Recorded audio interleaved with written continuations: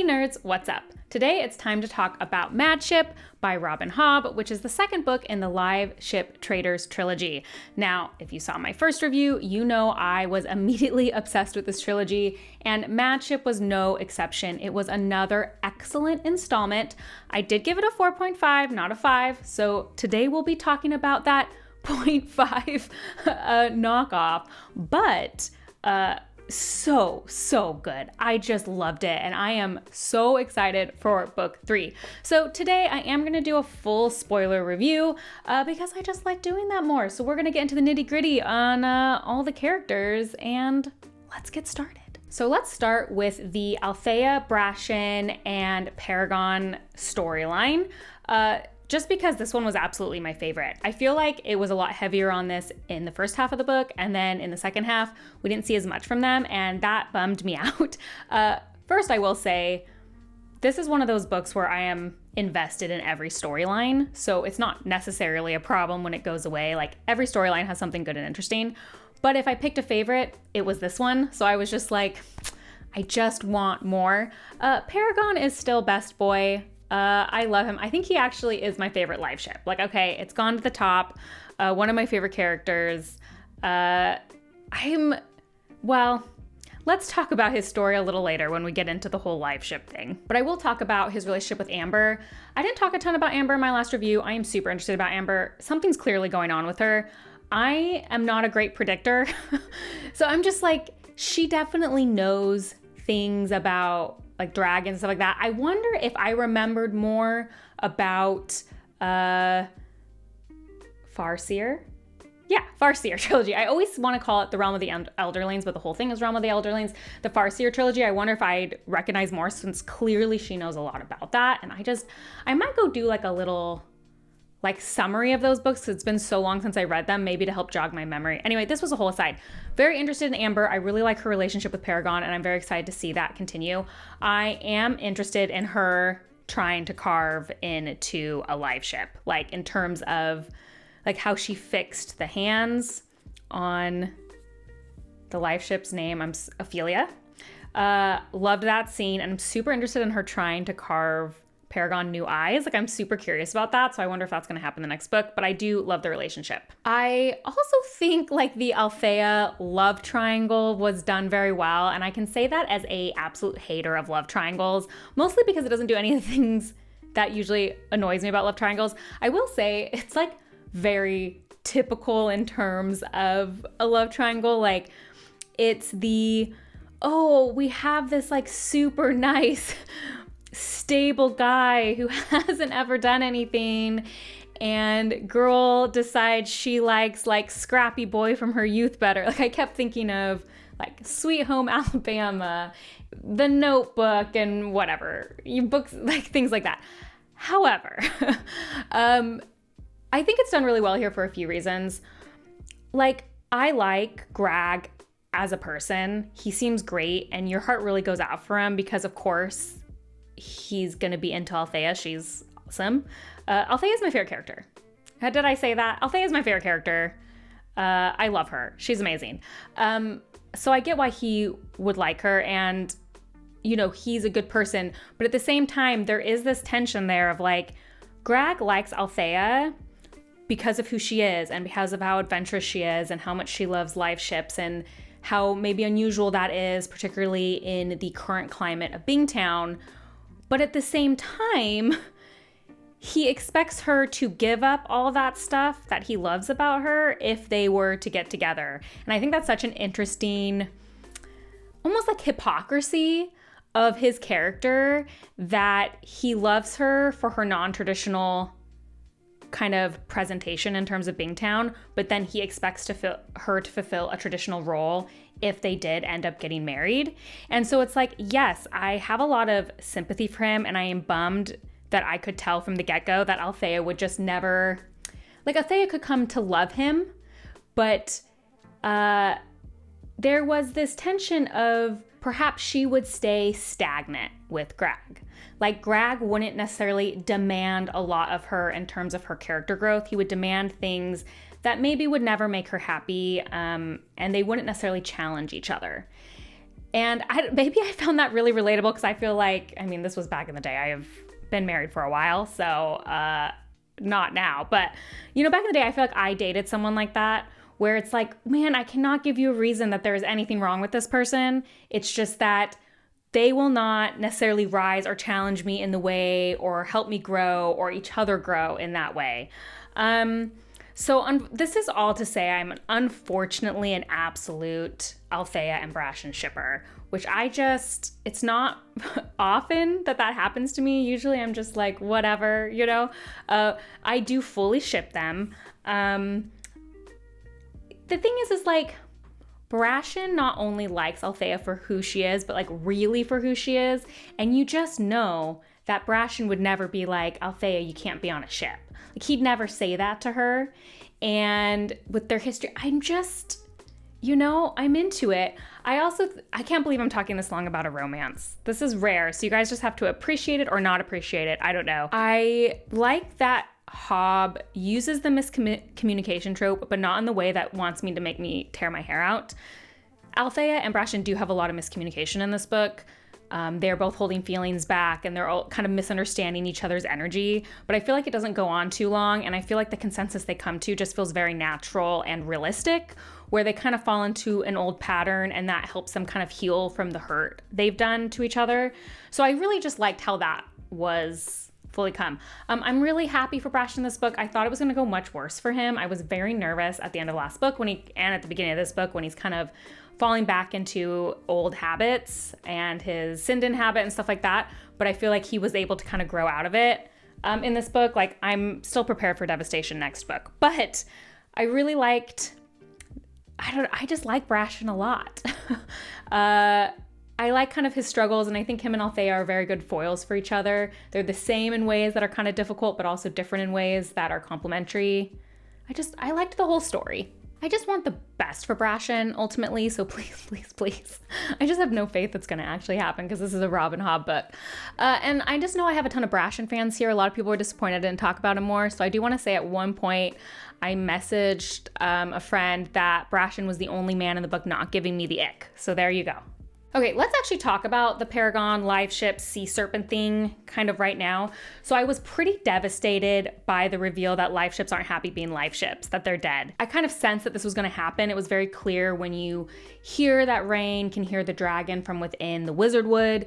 You're like, oh, clearly what they did wasn't good. Like, so I knew that this was coming, and I knew with the sea serpents, they were clearly connected to the dragons and I knew that. But the scene is so devastating to me when the life ship's like, I remember I'd rather be dead than be stuck here. Like, here's the thing. I'm very attached to our life ships. So if the ending of the series is like, all the life ships die because they're miserable, that will bum me out. And I don't know how I feel about it yet, because just because something sucks in a book doesn't make it the wrong choice or a bad choice. Like, I kept being like, well, I hated the red wedding, but that doesn't mean it was a bad choice for the book.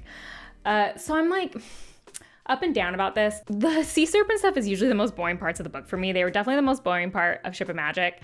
And this one, they were kind of boring too. It definitely got a lot more interesting in this book. I knew I just had to wait for kind of the shoe to drop. And once that reveal was there, that stuff became more interesting. But even after that, I just find the sea serpent parts feel really repetitive to me. And I feel bad, but I am never eager when those scenes come up. I want them to be half as long. I'm always like, whoa, this is still going. I need like 3 pages of sea serpents. So I'm very curious if that will change in Ship of Destiny. Let's talk about the Malta and kind of like the Vestrits storyline. I will say Malta is the reason this book gets a 4.5 and not a 5. So I like where Malta starts. You know, she's kind of the worst in book 1. I already talked about that. I had a sense that her reckoning or her change of heart was going to come in this book, and I was correct about that. And I like a lot where Malta ends up. I think some of the character change she goes through and some of the things she does at the end of the book are super interesting, and I'm very excited for where her character is going to go in Ship of Destiny. What I have a problem with is how we got there, because it's literally like a switch flipped. There is no slow character change from Malta at the beginning of the book to Malta at the end. It's literally just like one chapter midway through the book, she is a completely different person. And I think people could say something like, well, it's because her dad got taken. But right when she finds out that her dad got taken, she is still like conniving. She's going to Serwyn, she's going to Rain, and she's being all like asking for money, and she's like convinced, well, they're gonna look at me once I save the family. And she's being very Malta still. And so then you could also maybe say, well, it's because of the whole dragon situation, the dragon onto her. And like, maybe, but it's pretty clear when she's being influenced by the dragon thoughts. So at one point, there's a part where we kind of meet the new Malta, and I think it's from Kefria's point of view. And I think I even wrote this to someone. I was like, I wonder what Malta's planning, because she's kind of pretending she's a different person now and all demure and humble. And I was like, what is the conniving thing she's doing in her head? And then we just get in her head and she's just that, like a completely different person. Like, I thought she was tricking her family again, because that's how sudden the change was. And it's really surprising, because I feel like every other character in as we've seen them from Ship of Magic to Mad Ship, have had these amazing subtle character growths and changes, and it's been written so masterfully. So it's really surprising to me that this feels so sudden, and it didn't work for me. What saves it is that I like both versions of Malta. I think they're both very interesting for the plot, so I don't mind that. I just wish we got there a little bit more authentically, I guess. One of my favorite things that happens at the end of the book with Malta is when she's with the Satrap and she's like, she used this tone of voice. I wish I had marked it. I didn't mark it. She used this tone of voice and she recognized it as her grandmother's tone of voice, and she realized why her grandmother had used that tone of voice on her. So I loved that. Like, those are the little character moments I really loved. Like I said, it's just, I need some more time. Totally not invested in the Malta Rain romance, really. Like, it's fine. You're not going to hear me wax poetic about it like Althea and Brashen. It's fine. Rain is fine. The stuff surrounding him is more interesting than him as a character for me currently. I'm interested in, like, obviously the Rain Wilds and the dragon, but him as a character is fine. I think also in the storyline I need to talk about Davad, who is the worst. He is so embarrassing. I get secondhand embarrassment really easily, and every time he's on screen in this book, I am so embarrassed. He's dead now. Thank heavens for me.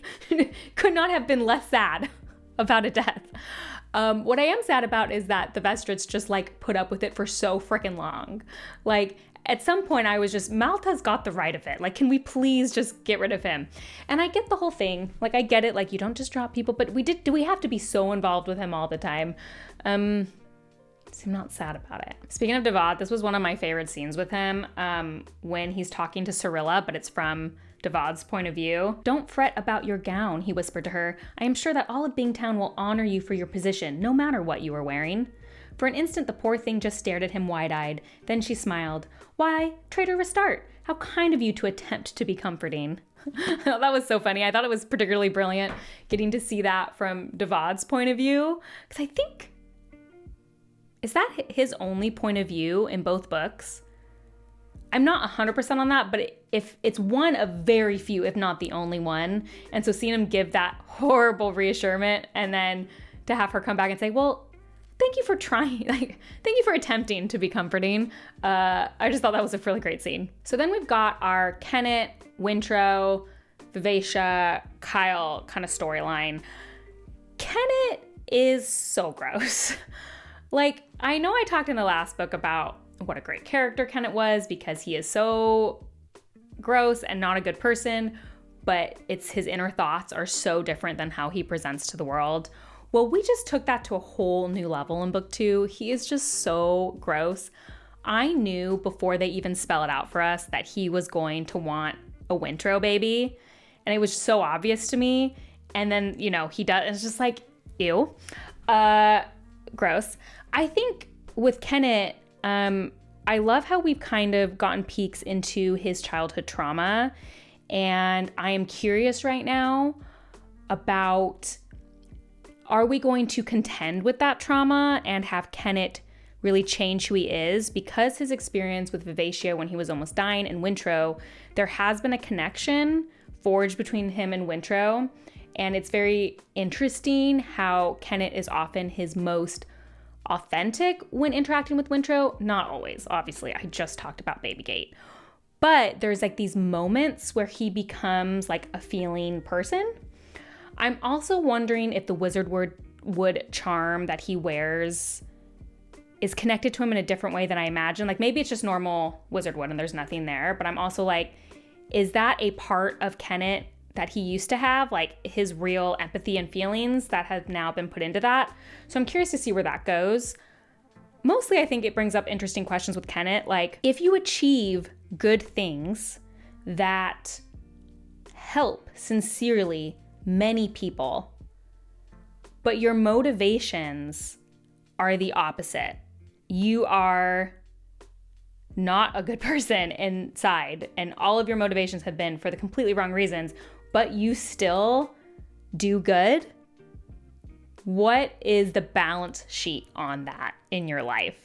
Because that's the question, right? Like he's rescuing all of these slaves. He's given Wintrow a purpose. He's helped Etta quite a bit in her life, even though he is so gross to her internally. He is now helping Divvytown and really giving people hope, but we all know it's completely kind of by chance almost, and through other people's goodwill switching around what he's saying, but it's still motivated by him. What an interesting question. And I feel like I'm just going to leave it there because I think we won't know the answer to how until it shakes out in book 3. But yeah, I mean, Kennit's always interesting and he's pathological. I'm very annoyed that Vivacia is so taken in by Kennit, but I think it makes perfect sense. We have established a lot that Vivacia is essentially a child. She is brand new. Wintrow, I was really happy to see, was very skeptical of Kennit. It was really hard for me at the end when I saw him switch and kind of become fanatical for Kennit. However, I do think it totally makes sense with Wintrow's character. Like when kind of Etta influenced him to think that this was Saw's mission for him and Saw wants him with Kennit, like I feel the religious fanaticism from Wintrow thinking this is his new mission makes perfect sense. Like he has to make sense of his world, and that is Saw wants me to be here and helping Kennit, so I am now going to fully go into it like I have fully gone into everything else. I am increasingly worried about Vivacia's reunion now with Althea. I do not think it is going to go the way that any of us wants it to go, especially me.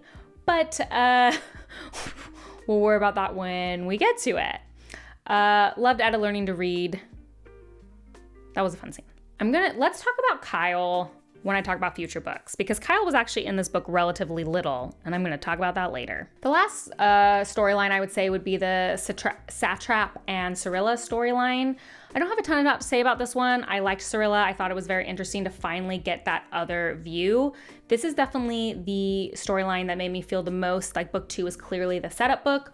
We are putting everything into motion to really pop off in book 3. So it was interesting to see the other side of the war.